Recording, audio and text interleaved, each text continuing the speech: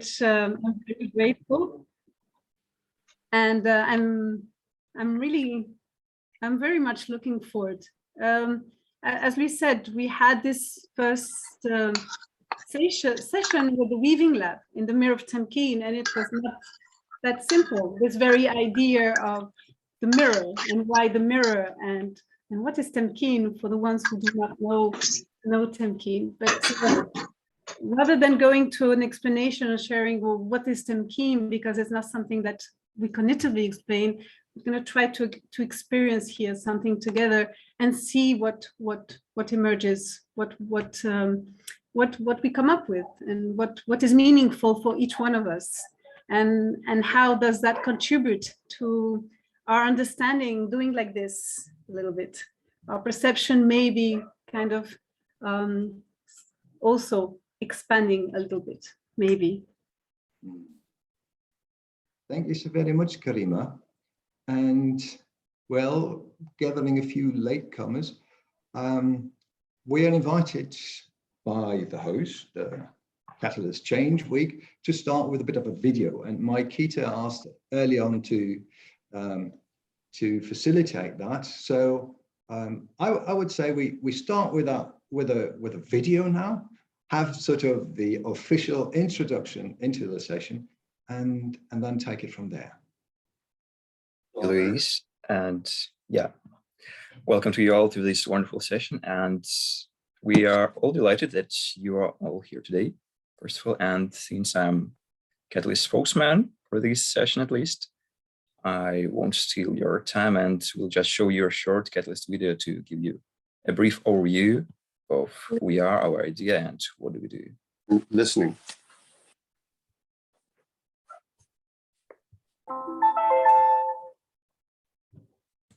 Catalyst 2030 is a movement of social entrepreneurs and innovators embracing collective action to achieve the SDGs by the deadline 2030. Our 1,500 members are active in 197 countries. By emphasizing collaborations, Catalyst 2030 is leveraging the power of the collective to accelerate real change in the lives of billions of people around the globe. What do our members say about Catalyst? Catalyst 2030 is an invaluable global community of impact entrepreneurs. Our relationship with Catalyst 2030 has really taught us the power of co-creation. Join Catalyst 2030 and network, bond, and collaborate with our family members. And I like the spirit of bringing change makers together to share and learn from each other. Catalyst really understands the transformative nature of collaboration. It's also a platform that can give us new tools and resources. Catalyst 2030 has put my work on steroids. But most importantly, to come up with solutions that are practical, ways where we can really make things happen.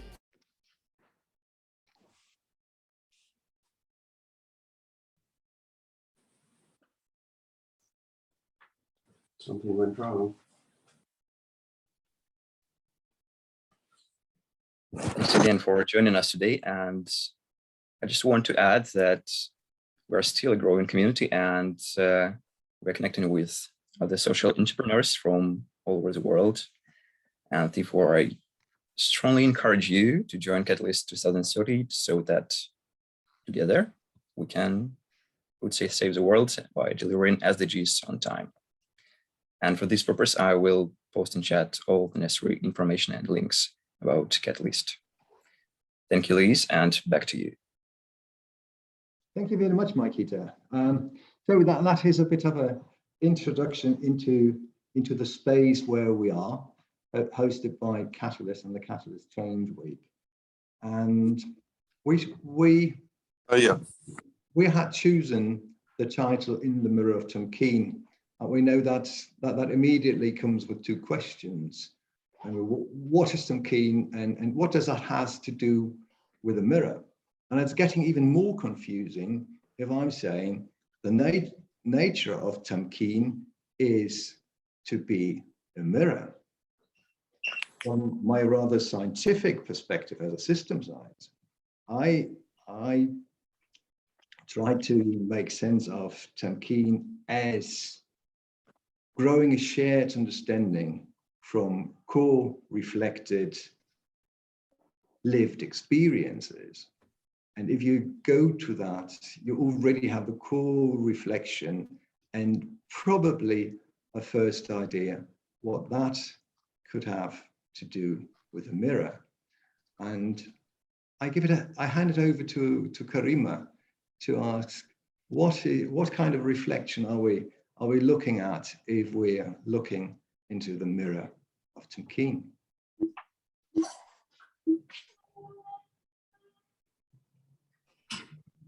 You have to unmute yourself, Karima. That is helpful if I unmute myself. At the bottom of our garden, we have a mirror. And sometimes we meet there with the team, and sometimes with partners from the education system, from neighborhoods, and we all sit there in front of the mirror. And there's something very, very special about looking into a mirror in a garden, because you're looking at yourself and you're looking at what's around yourself, and you're looking at yourself in that garden.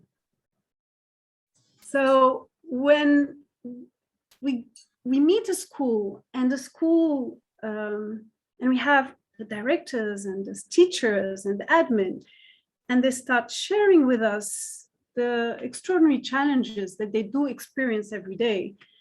And they talk about their school, saying all the things that are going wrong. And you deeply, deeply listen. First thing that you listen is this yearn for something to change. And as soon as you ask the question, recognizing first everything that was said, and as soon as you ask the question, but where is the Noor? Noor in Arabic means light. Where is the light? Where is that light? That's small things in your school that you can say and that you can call, sorry, is the light. And they all look at me, kind of thinking, what is she talking about? I said, just tell me, even if it's very, very small. And then the first one finds the courage to say, well, I really appreciate meeting with the teachers in the teacher room, and we have lovely conversations. And then somebody will say, well, I really appreciate this. And somebody will say, well, I really love this about my school. And suddenly that in that conversation, we are already talking about a different school. And that is quite amazing. And I remember this principle when he suddenly realizing that they were already talking about a different school. They were looking at the school with a very different perspective. He said, I understand. And he takes a piece of paper and he puts a dot in the piece of paper. And he tells us, oh, I don't know, you probably can't see it. And he says, what do you see? And I guess you guess what everybody's going to answer. He said, a dot in the paper. And he said, you see, that is a problem. We only see the dot. We forgot about the whole paper.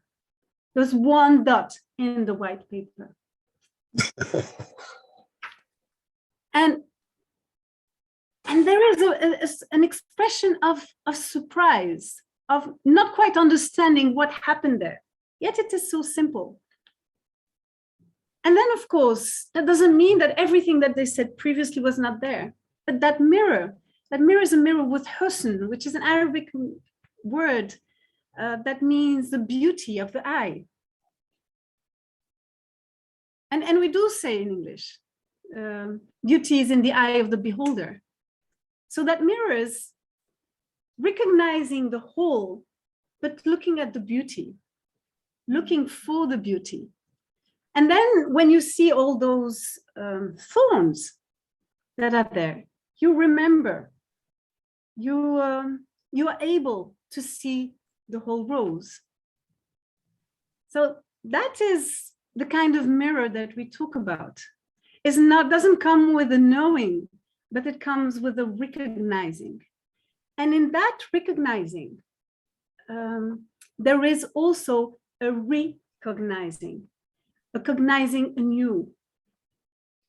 The way we think, the words we use to express the thought starts slowly morphing, growing, expanding.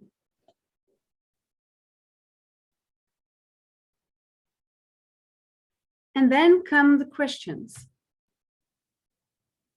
So everything that was shared and expressed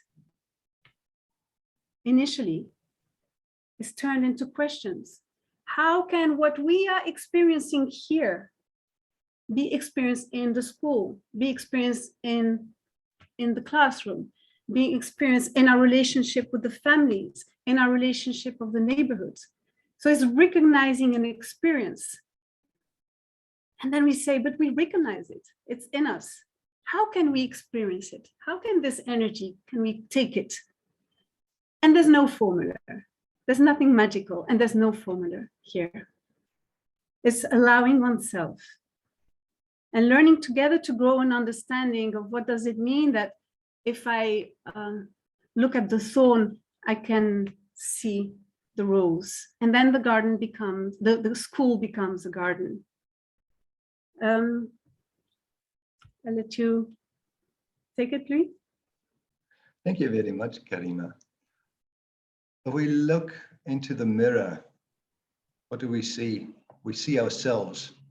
But if we just look at this polished surface, what we get is an echo. We just see more of ourselves. We see more of our ego. We hear this catchphrase these days a lot, from ego to eco. That may all be, but the most interesting thing is that we complete ourselves, that the self completes itself in the mirror of the others, which is not an echo, which is a resonance that we get from other people about ourselves. And that allows us to resonate not only with other people, but also with ourselves. And in that, we're not only speaking about the individual self, like me, myself, and I, but every self, the self of a group, the self of a team, the self of a school, the self of a community, completes itself in that resonant mirror, which is, in our case, Tamkeen. And this is how it comes back to the mirror of Tamkeen. Tamkeen is in these processes of individual development of groups, organizations, schools, communities, that resonant mirror, which allows the self of the people, of the group, of the school, of the community to complete itself. This is what the system scientist says to this, but there's more to it. It's not only about the resonance, it's about the specific resonance, which requires what in Tamkeen is called the McKen, the safe and nourishing space. And this is, and I hand it over back to you, Karima, where the love comes in. Actually, the love does not come in and does not go out. And it's, there is, what we realized quite early in the process, in this experience, is that no matter what we were doing, it was not about what we were doing. And this young woman in the community, we had this beautiful relationship with a neighborhood, growing relationship with a neighborhood community in the outskirts. And yes, there was a self-perception of being marginalized. And yes, there was a self-perception of there was a lot of violence. And there was the experience of a lot of violence. But I remember this young woman coming to us and saying, you have responded to violence with love. We had never seen that before.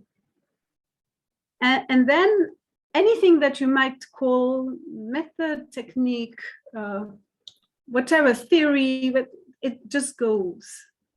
And it is so simple. And I think the challenge here is that it is so simple and it is so much in us. That makes it very challenging, because if we are looking at today, the global discourse is we need to change the world. And if we're looking about we need to change the world, we need to change how we are not embracing ourselves. There's something wrong, deeply wrong about ourselves that we need to change. And that is really hard.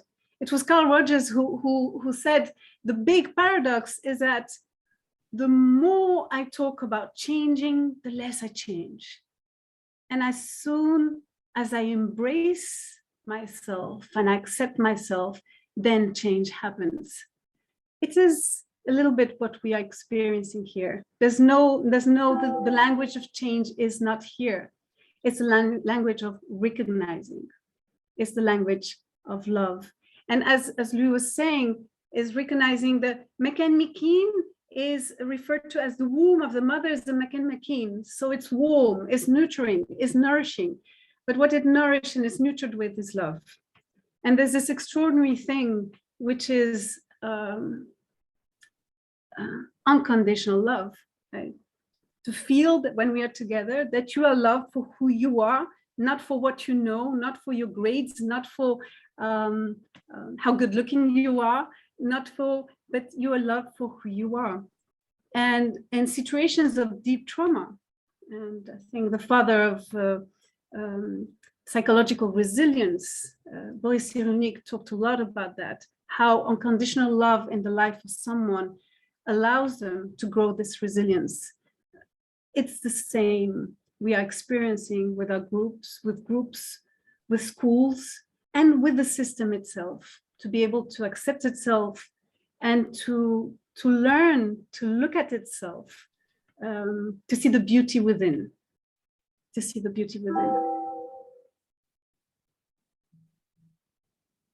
The metamorphic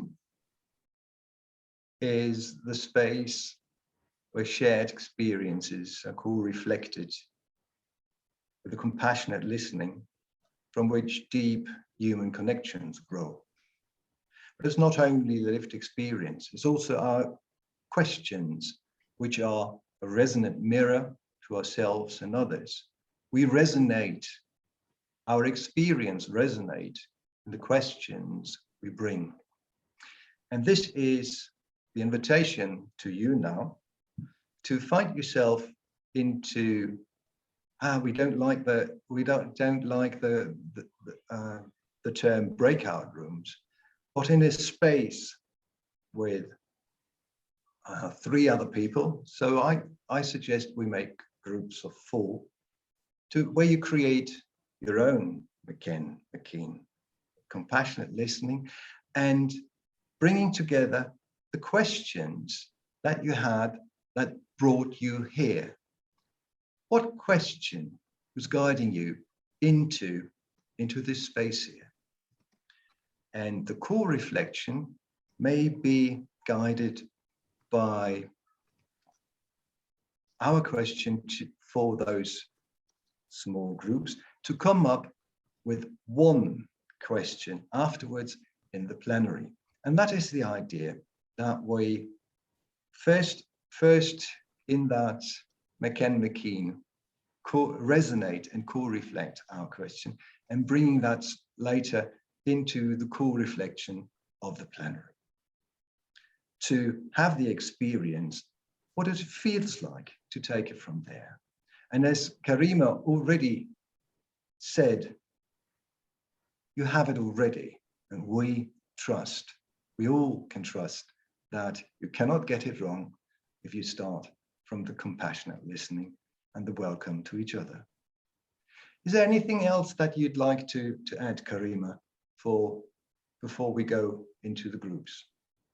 Maybe just ask if there's a question, if there's a comment, if there's something someone wants to say, and can't keep it in, or if it's clear. I mean, the question is about, and what your experience today and what you're doing today, what would you say is the most important question, or right now, what feels like the most important or the most relevant question, and to really embrace each other's questions as mirrors. The thinking of your question, the question becomes your own mirror, self mirror, but it also is a mirror into the other's questions. And from sharing those questions, what is the thread? What is the question that emerges from that question? When you try to find how these questions connect. So at the end, in this mechanism that you co-create, what question emerges? And no pressure. If I can't find the question, well, I can ask the question, why can't I find the question? And then I have a question. So to really just see what connects and enjoy that, And we're looking forward to hearing the question and furthermore the experience. So I think roughly we have 20 minutes, looking forward to meeting you again. So thank you, Nikita, for facilitating this.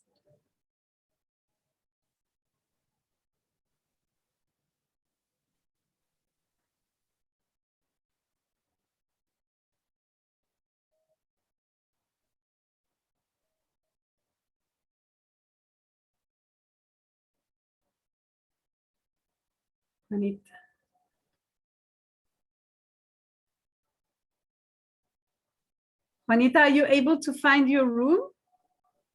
I'm just driving, but I'll stop in 1 second. Okay. Oh, you take care. There's Agustin. Agustin, are you here with us? And Chakri is already gone, but there's always two Chakris in the room. So he left one here. Agustin, are you here with us? Maybe Agustin, Juanita left.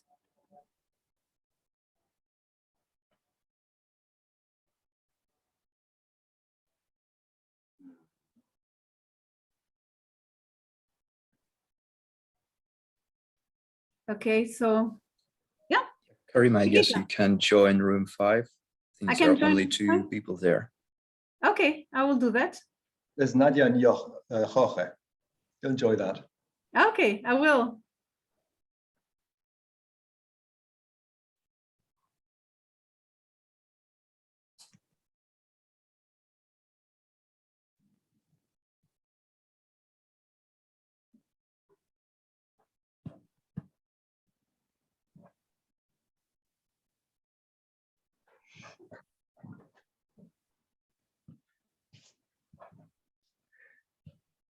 Well, Mikita, yeah. You're a tech expert, I presume. We are supposed to be all tech experts. I mean, the whole secretariat of Catalyst.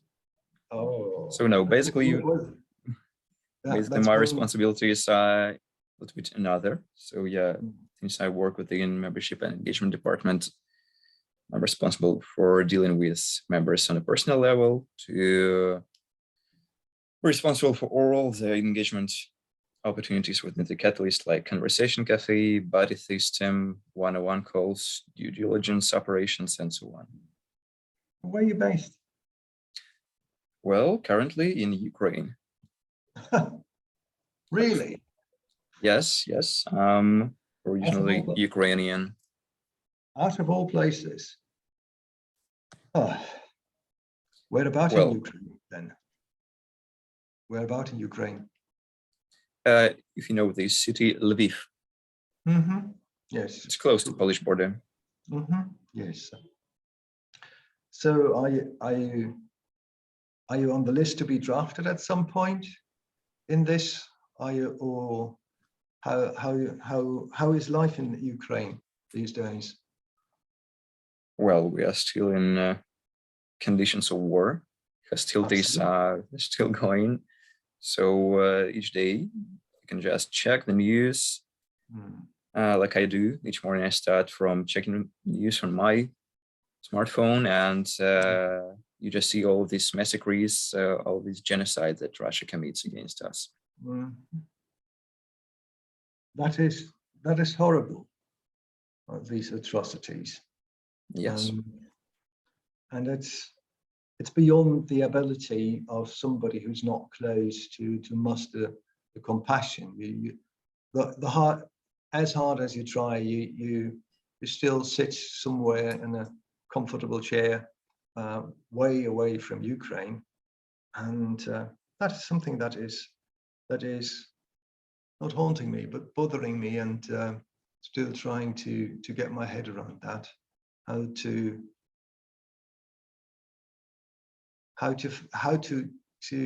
balance that, and what compassion and what it means for where I am and what I do. I mean, today I'm in Tangier in Morocco, working together with Karima. But home to me is Berlin, which is a city, well, shall I say, in firm Ukrainian hands, with all the refugees. It is very, very present. Disasters in Ukraine for us in Berlin, but still, though it is much closer than sitting here in Tangier, it doesn't really convey what it really is for you. The question I have for you is really, you're in an age where you're not allowed to leave the country, right? Yeah, it's correct, because according to newly passed legislation, male population of Ukraine in age starting from 18 up to 60, we are obliged to stay within the country for the whole period of war. Does that come with an automatism that you're up for draft, or is there something? Is that sort of an open door already, so that authorities will reach out to you and say, Mikita, your turn now? Or is there something beyond you and the draft at the moment where you say, okay, first this has to happen before then I really have to be in that state where I wake up in the morning and ask myself, is it today? Well, the whole time, each moment, there is a possibility, like a high possibility, that a Russian missile will even blow you in Lviv, even the most western city of Ukraine. If we are talking about military service, then we are all obliged to answer the call if we are chosen one to serve. But according to the statistic, for today we have enough servicemen in the army. So those who have experience of dealing with hostilities, because I guess you know that we are in this frozen conflict we were since 2014, when Russian Federation occupied Crimea Peninsula. So yeah, but for this moment, I would say it's mostly voluntarily based to serve an army.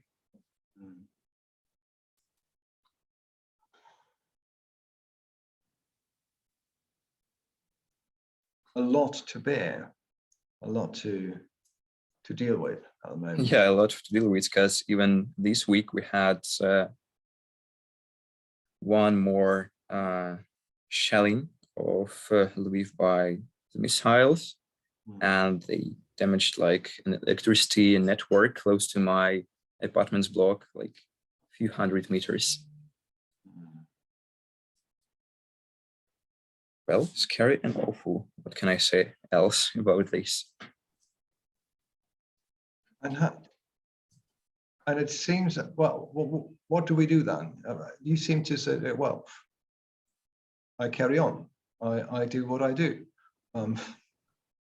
Being at service with Catalyst in a moment where probably that is basically the only thing you can do, is it?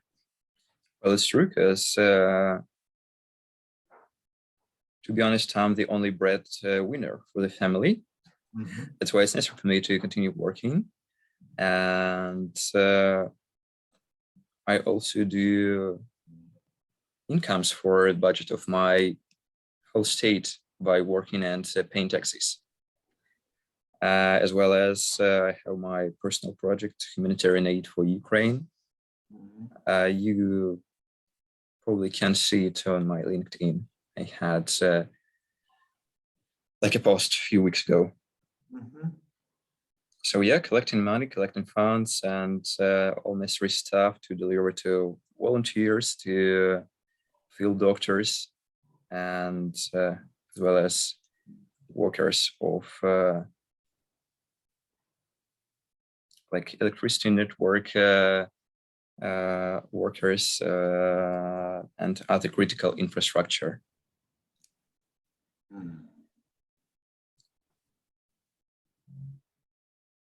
All right. Well, it's possible to do more, of course, for the state, but at least I guess I do much more than the main part of the community.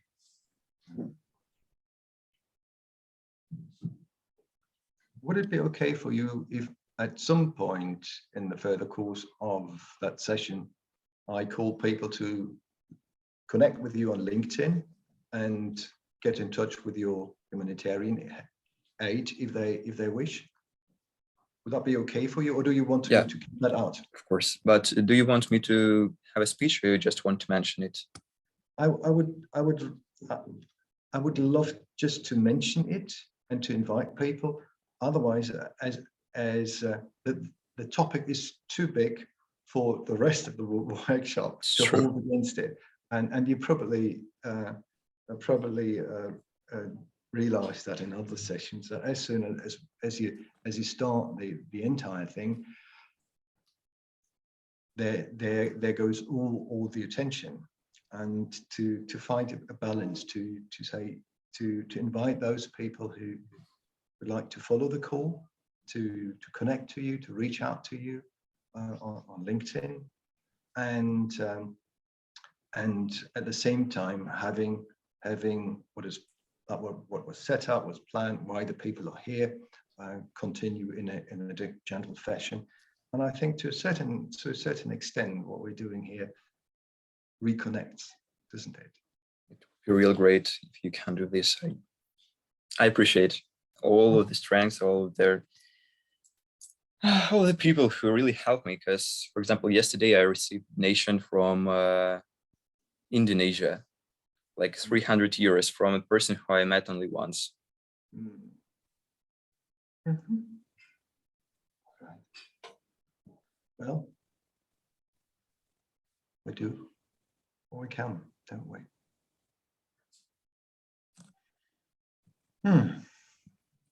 So what does your clock say? How much more to go before we go back in? So they will return to the main lobby in 8 minutes. All right, that's fair. I'll take the time to just quickly disconnect, run to the bathroom, come back, have another. I will carry you back in case someone decide to join us at this stage. Thanks very much, Nikita. See you in a while.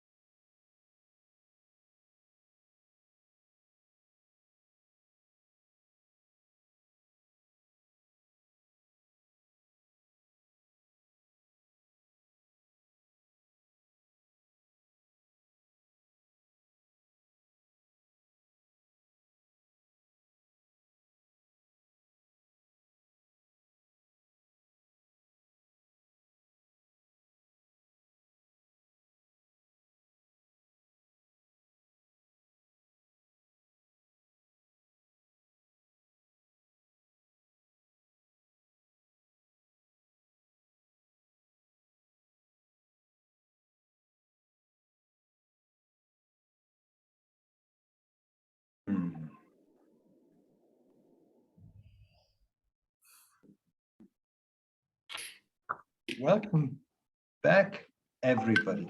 There's Karima. Yeah, I was afraid I lost you for a second. Thank you so very much. Well, I had a wonderful conversation with Maikita, and I'm going to report out from our group last. Karima, I think it's the invitation now would be to, well, share what happened in the group. And since you started in a group, you may go first with your group to share what happened there, to have an idea how we create the flow of the sharing, if that's okay with you. Oh, yes, of course. I was, it was so beautiful. I was with Jorge and Nadia. Nadia is watching her son right now doing a presentation, so she's not joining us, but she's coming back after his presentation. So it's good to have the right priorities. And it was very beautiful. Jorge did not know Nadia, and there was the feeling and the sharing that pretty much felt the same language. I don't know, Jorge, I mean, come in also. To share a bit the experience that we had. Yeah, for me, it was a kind of a connecting moment to some extent, because I felt the connection with Nadia, and we thought also how for the different situations we ended up with knowing the Tamkeen approach, and also the interest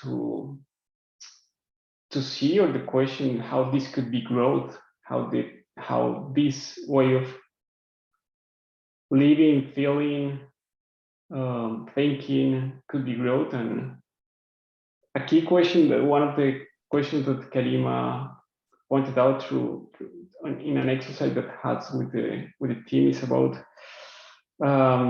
what is the mirror that we need to encourage to move forward with this approach. Was what we're experiencing today is in the education system, the recognition that there are metamorphic niches, these mechanisms at different levels of the education system. But what happens, what kind of mirror will bring the courage for the education system to see the education system as the metamorphic niche, as the metamorphic field, no longer these metamorphic niches. We are experiencing this slowly in at the regional level, but right now we're thinking, how can it be at the national level? But how did that connect to what Jorge was saying? To kind of, with Jorge, we've had the experience in this project in Belgium, and so to not to be in the we have experienced something and others haven't, and how can others experience what we haven't? We see something that others don't see. How can others? It is not about that. It's about us, all of us, recognizing each other in each other's mirrors. So all mirrors are beautiful mirrors. The moment I cannot look in, you cannot look into my mirror if I'm not looking into your mirror. So there is not a position of I know or I've experienced or I see something that you don't, but it's together we can grow a shared understanding. So this is what we had in our conversation. So the question is here is, what is the mirror that gives that courage? That's not only recognizing what I experience, but recognizing that in the mirror of the other, we grow the experience. All of us, not the ones who already have the experience, allow the others to grow their experience. Thank you, Karima. Who resonates, or what group resonates with the process, resonates with the question, and loves and likes to go next? Sylvia is nodding. Yes, I'm nodding and writing and trying to take everything in as usual. Hey, I was also in a wonderful quartet with Chakri and Hendrik and Yasmin. And we brought in different things. And I feel that the two sort of main perspectives were, so is what we're doing enough? Is it, will we connect the dots? Will there be more dots on the paper to connect? And the other perspective was, yes, we're connecting, and it's probably beyond any connection way we know, because it's in the ether. It's bigger than we know. It's more complex than we know. It's kind of like us being breathed, us being, our cells heal, we don't do anything. Our food is being digested, we don't really do anything. Okay, dolphins are conscious breathers, we're not, unless we manipulate. I brought in, because I wonder, so it might be a stupid question, but I wonder, you know, being in relationship with everything, is that the same as, is that synonymous with Tamkeen? You know, I wonder. Because it's just, we have semantic problems, we have language problems, wherever fields we come from, and it separates us. So I'm very with this. I can't, you know, I can't recognize, we need to recognize each other. And I love the mirror metaphor. But how do we unite language so that we do invite everybody in? And you know, is Tamkeen and McKean, is it psychological safety? Like, you know, how do we invite?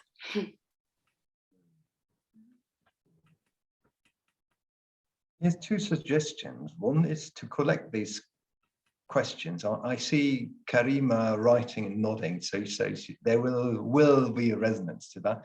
But I would suggest to first collect all the questions.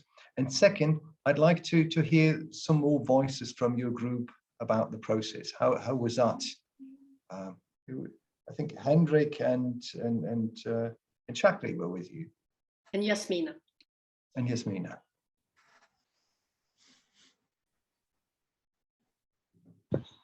I have only silence, Louis. And so I'm going to leave it to Yasmin and Hendrik to share. I think in all the mirrors and all of that, there is still light. Thank you, Shakri. It was, sorry. Yes. Yeah, Hendrik, go. I'll let you talk. Come on. Okay. No, it was beautiful, the connection. First, you know, how we all relate to you, Karima and Louise, and how this comes together, and how the process of sharing and then connecting it to one bigger picture happened. I love that. And picking each other up. And one thing I brought in, not so much as a question, but also more like, I would like just this as a mirror as well as Louise, you know, and Karima, when we bring this beautiful experience to the V20 is, you know, how can we bring this in a format that is really touching so many people on the planet, and not just on paper. Yeah. And not just as a marketing gig for the project, but much more that this is a moment of mirroring at the whole G20, maybe. You know, yeah, that's my real question behind it. And for mine, if I could, it's we talk about mirror, and how can I see in the mirror of the other if I don't know how they perceive their mirror. So my question is, for each one has its own mirror. So what is yours?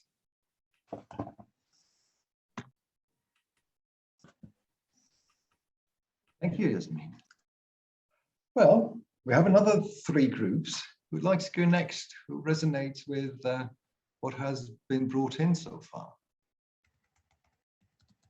I can go for our group. I was with John and Josemarie, and it was, and I'm usually good at taking notes, but I did not take any and wish I had. But reflecting on what you said, just listening to them both speak was incredible. John said some amazing things about, I think we agreed as well, but on John and my side, we were both here knowing Karima and Louis, and I'd come wanting to listen more, and John had come wanting to speak less. And That was our aim. And Joyce Marie was attracted to the session as well. And we had a really beautiful session, and a few things that I do briefly remember was John saying about how Karima is in some place a mirror, and talking about how they used, I'm going to paraphrase John, so feel free to jump in and say what you said, about how we look at life. We were talking about history, and we were talking about how John is from South Africa and Joyce Marie's from Kenya. We're talking about how history is taught, and obviously a lot about the shift between like apartheid in Africa and the way colonialism was taught. And we were talking about how instead of teaching history in the same we do in our lives, about having, and again, John, please do jump in, but looking at our lives as history and specific events rather than looking at them as a mirror. And that really spoke to me. And looking at a paradigm shift within ourselves, and not just expecting a paradigm shift, how we first have to shift it in ourselves before we can expect it to shift around us. I think, and I really wish I'd written it down. There was a lot more that spoke very deeply in that session. I don't know if someone else wants to jump in. Daisy's, you've covered that part. I just want to say something that came into my mind with the reflections now, that a mirror in the dark is no value. You know, a mirror has to have light. And so the question to ask is, what light do you bring to the mirror? And I think I'm drawn by the light that Karima brings to the mirror. And the mirror itself comes alive only with the light. And I guess one of the questions I want to ask is, how do I bring the real light? You know, not the blurred light, not the refracted light, but the pure light of who I am to the mirror, and my unlearning the schooling of my life, where I conceal the light and I filter the light and I show the light that I think you will like to see, rather than the light that is me. And I want to deny that light, because I don't like that light sometimes. So the mirror shows me what I don't want to see. But once I can embrace that, I'm free.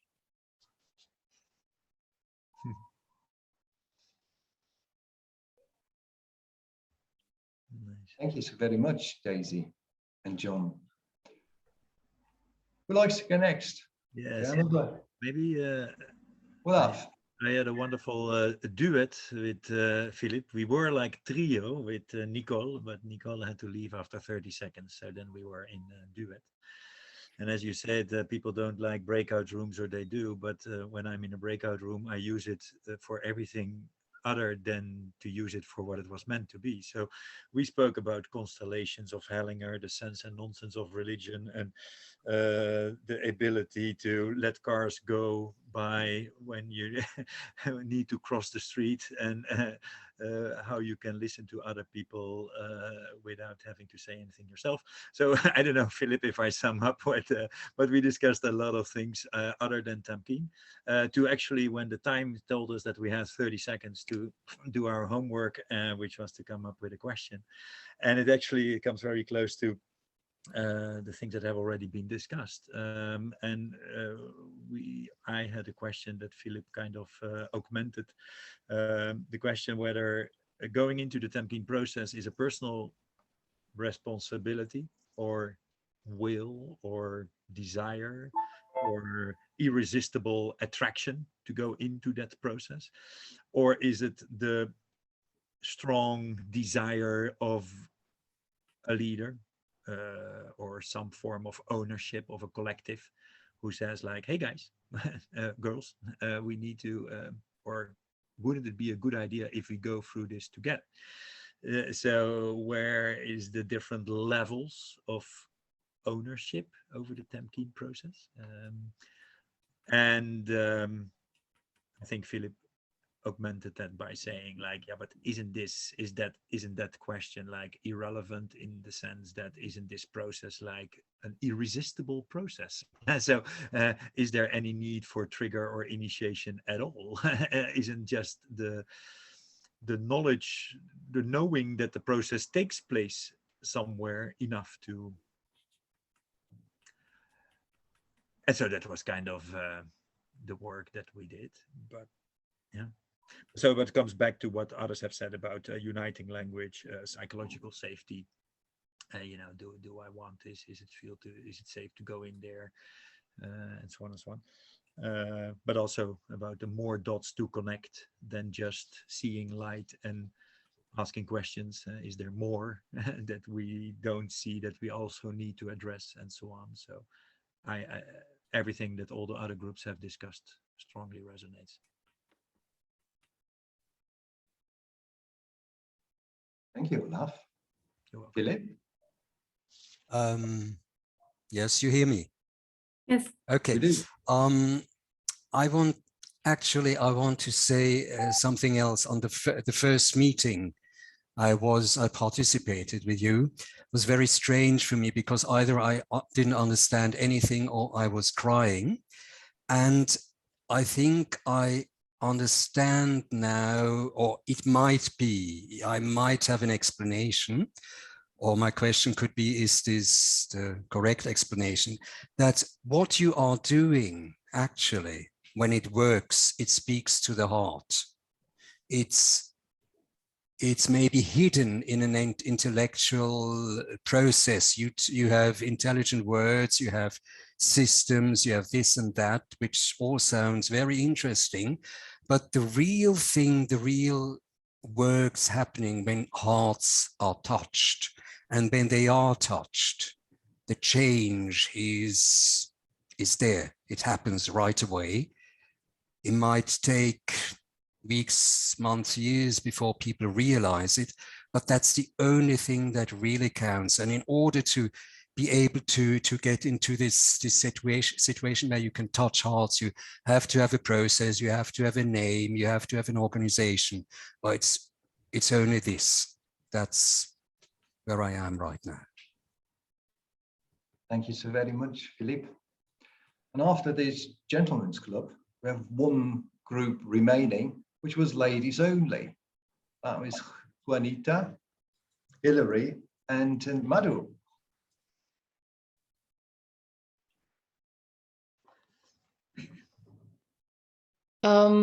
So I think we didn't do anything. We eventually explored the question, how are we? And I think connected on that level. So across the globe, basically, and how difficult it often is to answer that question, and how the question by itself opens up the space, and also shifts the energy, I would say, like once the question is out there. So how am I, how are we, that it kind of, yeah, connects us on a different level. And one question that came up was, why can't I see the light in the we? And yeah, and I guess that's it. I don't know, Juanita, Hilary, please complete. No. Yeah, I can. Oh, was somebody else speaking? Okay. Yeah, I think between the three of us, we also were exploring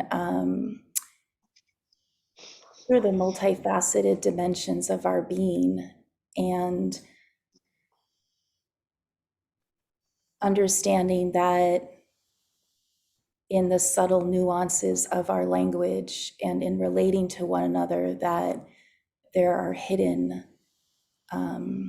pieces of our being, and that through the process of really holding our brokenness within ourselves and in conversation, that we can see deeper, we can deepen our perception for me personally, I feel like this is very much a dance between vulnerability and fear. And also just, I suppose, walking with shadow and light. And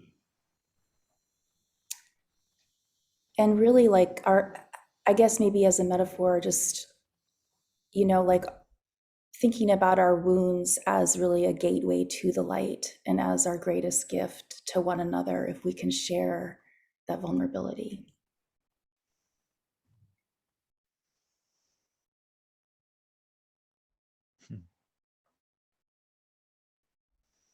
Yeah, thank you. Thank you, Hilary.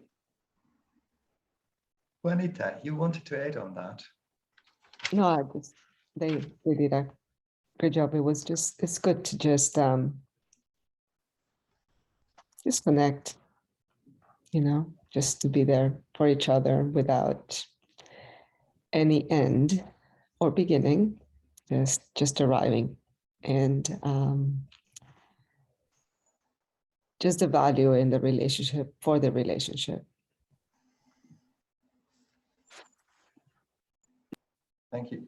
Thank you so very much, all of you. We have one group left. Again, a gentleman group, Maikita and myself.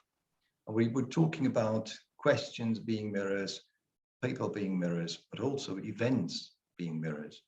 And Maikita supports us at this very moment from Lviv in the west of Ukraine. So he's sitting in Ukraine, being of an age where he can be drafted any day.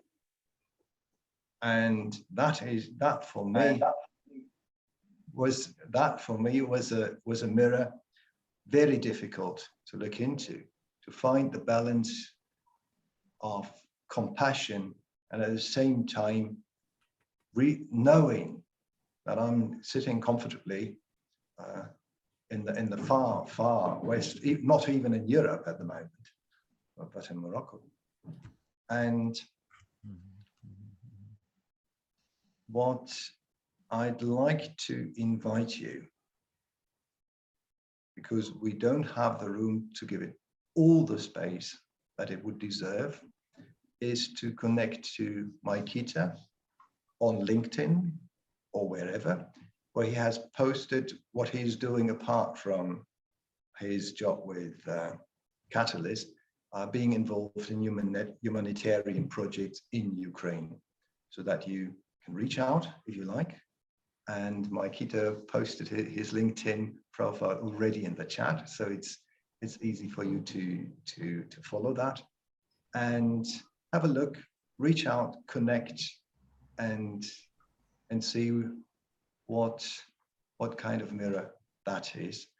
That's something to take from here, from this session, beyond the session, and knowing that we would not giving it any justice if we would go there.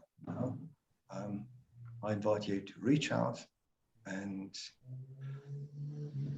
I have to take a breath before I hand it over to Karima, who has been writing and the mirror to all that what was brought together in these 6 groups in the last 20 minutes and shared in the last half an hour. Thank you.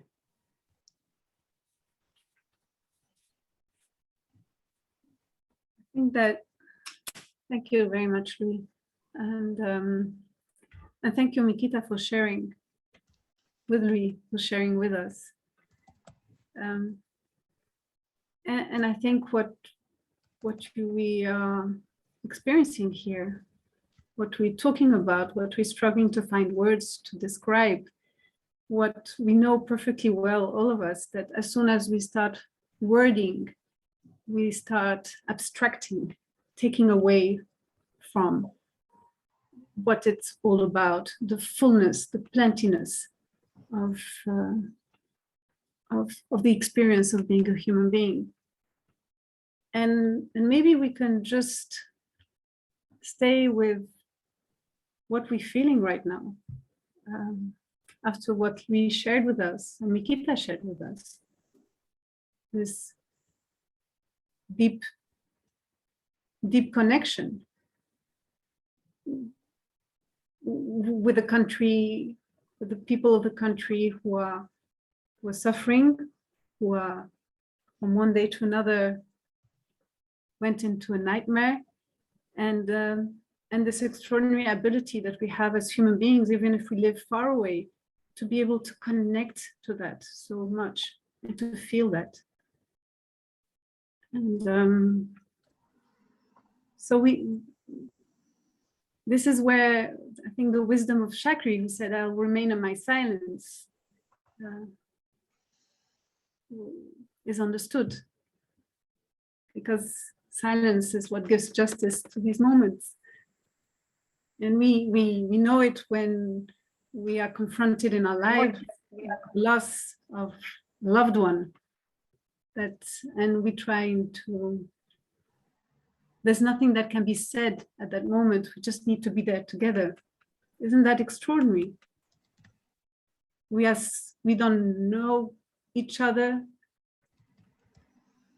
Some do, some we've never met before, but we still recognize deeply in every atom of our being.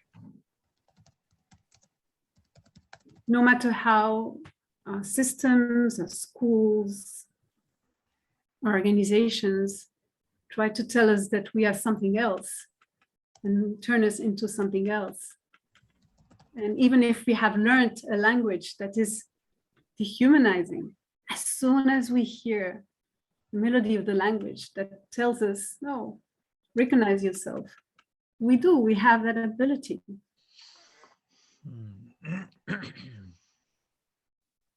Philippe, I was very moved the first time we met.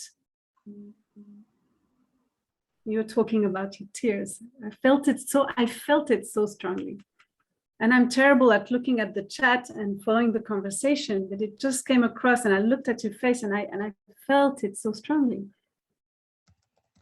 And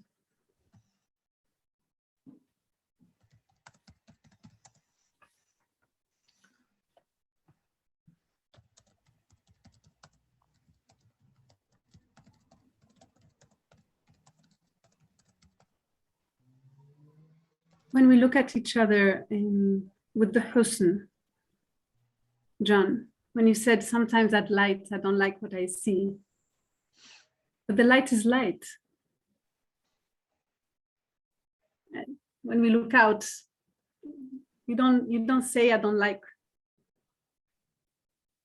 this cloud, I don't like this from the cloud, or I don't like this from the cloud. It's just the cloud, it is just as it is. We cannot distinguish, this is the better part of the light or the worst part of the light. It's light.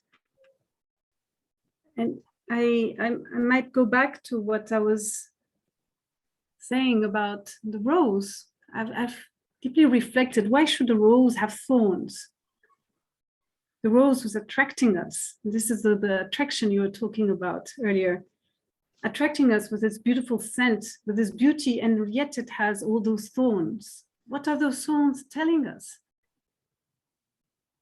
And maybe it's just telling us that, be careful. I want you to come, but take care of me. I'm vulnerable, I'm fragile, but please do come. So am I gonna look at the thorn, or I'm gonna look at the whole rose and not say those thorns need to be taken out, but to say, no, the thorns are the beauty of the rose in all her fragile self, in all her vulnerability. She's still telling us, come.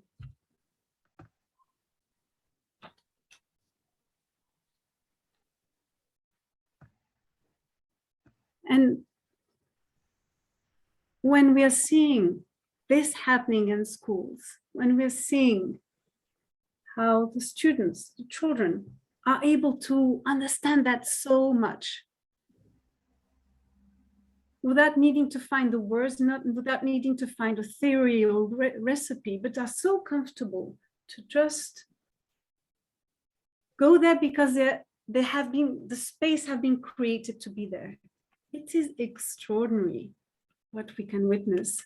Yet it is not extraordinary because it is the very humanity that defines us and connects us, that is expressing itself at that moment.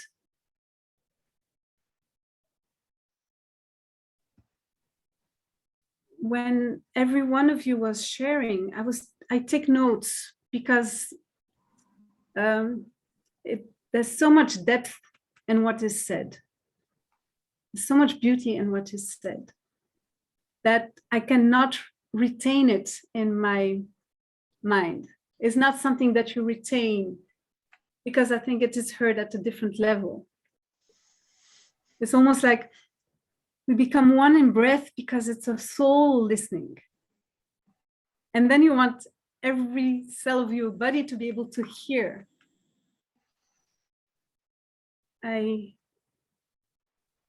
remember the inspector of the education system, and some of you might have heard this story. She was with us in many workshops, with directors, with teachers, in different schools. And she turns around to me and she says, "But what does it feel to wherever you go, the lights?" And I look at her, but I don't light anything. I see the light. What was extraordinary is that she came back to me 2 months later and she said, "Now I understand that my light is so bright that I cannot see it. I need a mirror to be able to look at it. And that it is my job, it is for me to make sure that I see the light in every student in every school. Because if I do that, they will never forget to shine that light."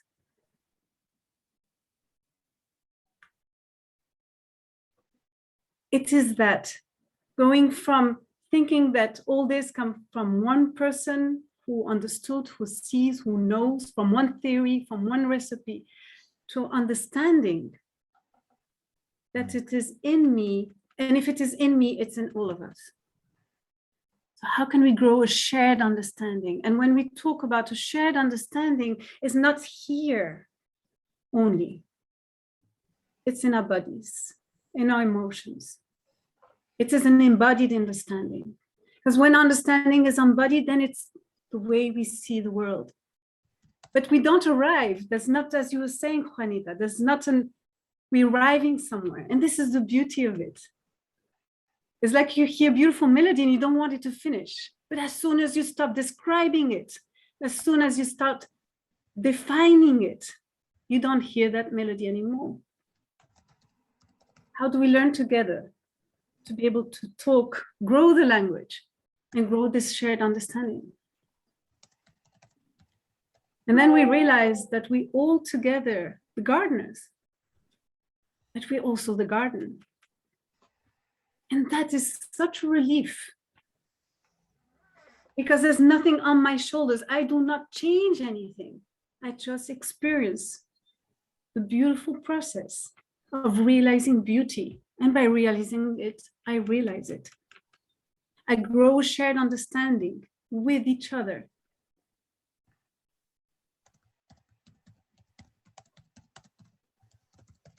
Competition dissolves.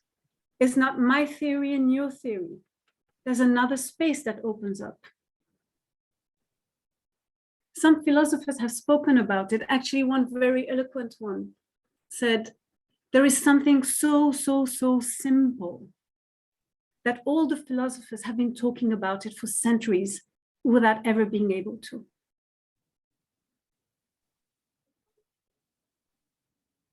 That was Henri Bergson who said that.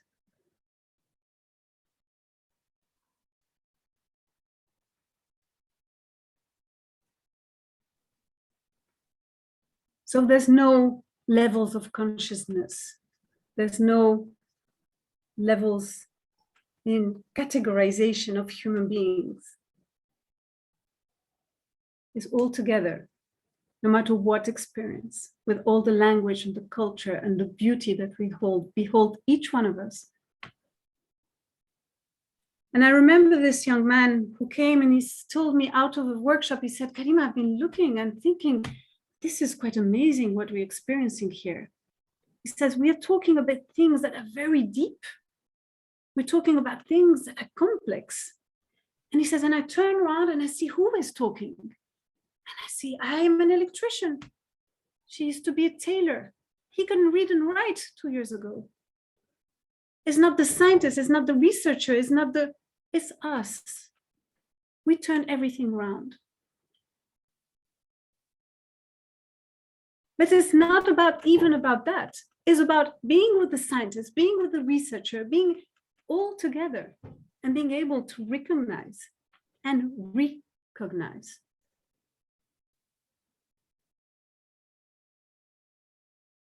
I won't be able to answer to all these questions because I don't have the answer.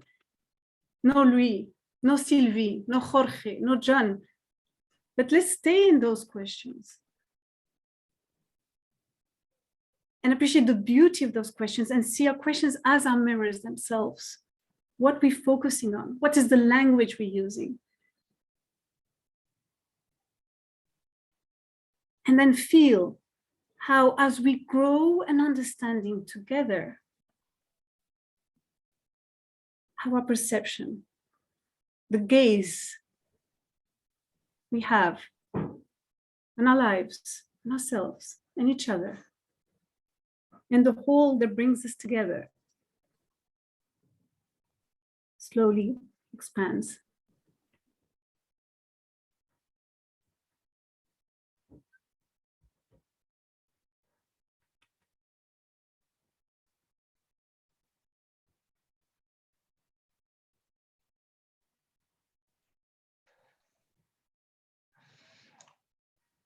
Thank you, Karima. Thank you, Shakti, for first resonance. And we have another 2 resonances already in the chat. With the remaining 5 minutes, that's all that we can do. Invite you for a last round of resonance, spoken or written, and to see how you're leaving this space now, knowing that, well, there are a lot of questions, a lot of answers, and no final question, no final answer. What it invites me to, as being the scientist in that scenario, is to rethink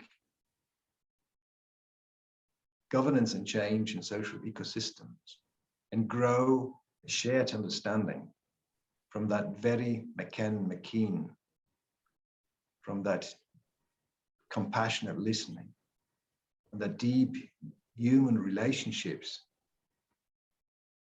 that allow us not to know, but to understand, and grow that very future from that very seat of the McKen-McKean, and letting go of those frameworks and theories of change and all this rushing and eagerness, and see that the human scale that we engage with in that McKen-McKean is large enough to bring about that change that we so very much hope for, and knowing that it is nothing to achieve, but something that is already there, waiting to be recognized and realized. And now, whoever likes to go first, a resonance, a sentence, a word, or leave something in the chat before we have to say goodbye to each other for today. We haven't heard Rosemary. I know you're just sharing a documentary. Thank you so much. If you'd like to share your resonance with us. Hi, everyone. This has been such a wonderful session. One of the main reasons I'm sharing this documentary in relation to light is the filmmakers are asking over 2,000 people the same question, and everyone has a different answer. And I think the one thing about the human experience that always excites me is knowing that there's still so much more out there for us to like learn and take from. And I think that's something that I just wanted to contribute for this session, because it's filled with a lot of empathy, a lot of understanding, a lot of openness. And yeah, if you can make time to watch it, it's a 3-part documentary series that I really enjoyed. Thank you so much.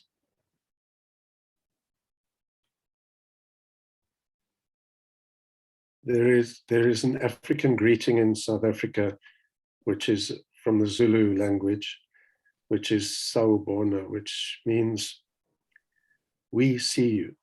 So when I meet you, I say we see you, and it reaffirms the shared humanity. So we see you, Karima and Louis. We see you.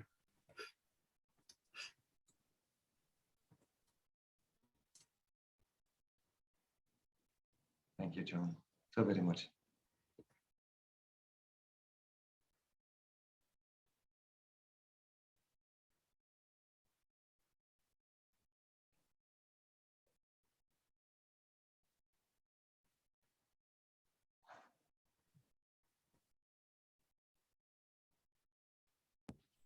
I just, every time I am in community with you, I not only feel inspired, but more feel delighted.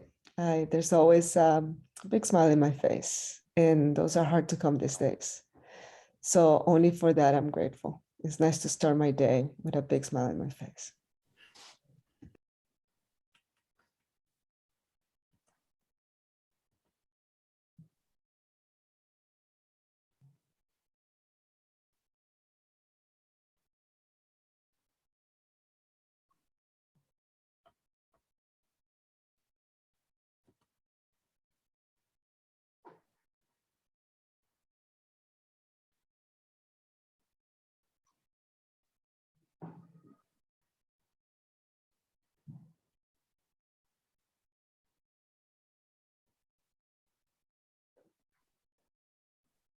Following Chakri into the silence.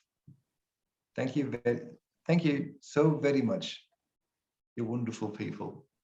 And we are connected, reconnect, and we are on that journey, recognizing, realizing our humanity together, have been, are now, and will be for the time to come. So thank you so very much. Thank you. Thank you very much. Thank you. Thank you, everyone. Thank you. Thank you. So wonderful. Thank you. Bye-bye. Bye. Sure.